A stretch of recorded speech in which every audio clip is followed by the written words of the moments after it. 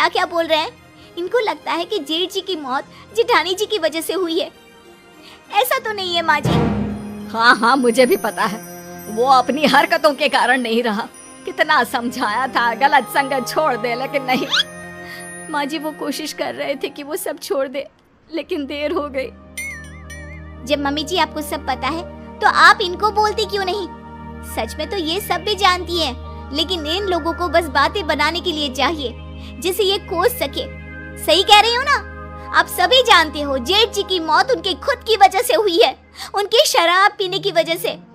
और जिस बुरे हालातों में हमें उस बेचारी औरत का साथ देना चाहिए, आप सब लोग मिलकर उसे कोस रहे हो। अरे बहू तो गलत समझ रही है, उनके कहने का ये मतलब नहीं था। और बुआ जी आप ही तो ये रिश्ता लेकर आई थी ना, आपने भी कुछ नहीं बोला। वो बेचारी लड़की जिसके पति की मौत अभी अभी हुई है, आप सभी लोग उसे हिम्मत देने के बजाय उसे कोस रहे हैं। अरे उस लड़की की तो पूरी जिंदगी बर्बाद हो गई है। उसे अपनी पूरी जिंदगी एक शराबी की विधवा बनकर गुजारनी पड़ेगी। सोचिए इस वक्त उस पर क्या गुजर रही होगी।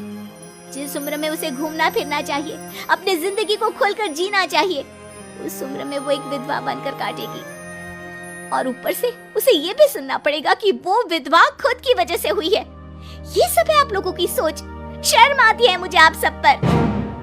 तभी एक पड़ोसन बोल पड़ती है, तू तो बड़ी वकील बन रही है ना, तो करवा दे जेठानी की शादी। अरे कैसी बात कर रही हो, दूसरी शादी, वो भी बहू की? अरे हम ना करा पाएंगे, रहे इसी घर में, बनाए भी खिलाए भी। नहीं नहीं भाभी, अब ये पाप हम नहीं करेंगे। अरे ठीक ही तो बोल रही है छोटी बहू, हमने शादी कराई थी वो भी सब जानने समझने के बाद। हम अब बड़ी के लिए रिश्ता लेकर आएंगे। आखिर उसकी माँ ने मुझ पर भरोसा किया था, मैं अपना फर्ज निभाऊंगी। ये हुई ना बात। और अब हम करेंगे सारा खर्चा जेठानी जी की शादी का। हाँ सही बात है बहू, हमने इसके साथ धोखा किया।